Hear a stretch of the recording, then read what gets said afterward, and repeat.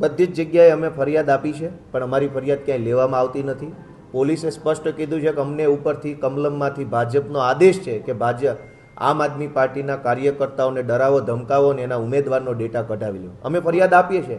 હવે ચોરને જ તે ન્યાયની ફરિયાદ આપવાની. બિલકુલ કોર્ટે છે, એ ચાલુ છે પ્રોસેસ, એ કરશું.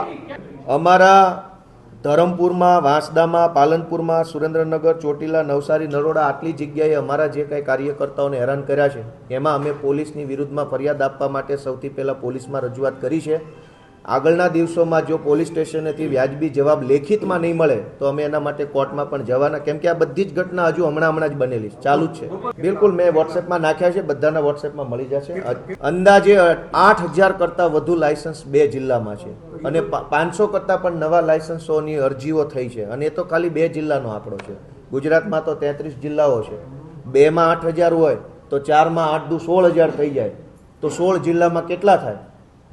ખાલી રેન્ડમ આંકડો પકડીએ લોજિકથી તો પણ ખૂબ મોટી સંખ્યામાં ગુજરાતના લોકો હથિયાર લાયસન્સો લઈને ફરવા લાગ્યા છે, કેમ કે લોકોને ખબર છે કે અમને કંઈ તકલીફ પડશે તો પોલીસના ભરોસે રહેવાય એમ નથી, પોતાની સુરક્ષા સૌએ જાતે જ કરવી પડશે.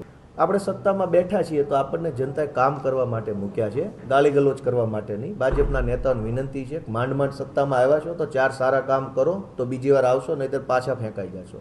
વાર્તારે વાર્તા છે ભાઈ. અહીંયા ભાજપના કોર્પોરેટરોએ 100 કરોડનું કરી નાખ્યું છે અને તમે મુખ્યમંત્રી ઉપર 25 કરોડના આરોપ લગાવતા શરમ નહીં આવતી? અહીં ભાજપમાં જે રાડાના મકાનો છે, જે સરકારી મકાનો, એમાં ભાજપના કોર્પોરેટરોએ કેટલા કરોડનું કરી નાખ્યું રાજકોટમાં જ. એ જ પાર્ટીના લોકો મુખ્યમંત્રી પર 25 કરોડનો આરોપ લગાવશે, શરમ આવી જોઈએ. રાજકોટ ભાજપના કોર્પોરેટરોને ખિસ્સા ખંખેરે તો 100-200 કરોડનો માલ કમાયા. ખાલી કોર્પોરેટર લેવલના માણસો 100-200 કરોડની કાળી કમાણી કરી લેતા હોય, મુખ્યમંત્રી પર 25 કરોડનો આરોપ લગાવતા હોય તો એનો મતલબ સમજી લો કે અરવિંદ કેજરીવાલ દેશના સૌથી કટ્ટર ઈમાનદાર વ્યક્તિ છે, હતા ને રહેશે. ને તો હવે તો કોર્ટમાંથી જજમેન્ટ આવેલું છે, કોર્ટે કહી દીધું કે નિર્દોષ માણસ છે, પછી ક્યાં કોઈ આરોપની વાત રહી? હવે જેને પ્રયોજ્યો એ ભાઈ એના પોતાના પરિવારમાં જે રીતની એને પાલન પોષણ થયું હોય એ પ્રકારના શબ્દો વાપરે.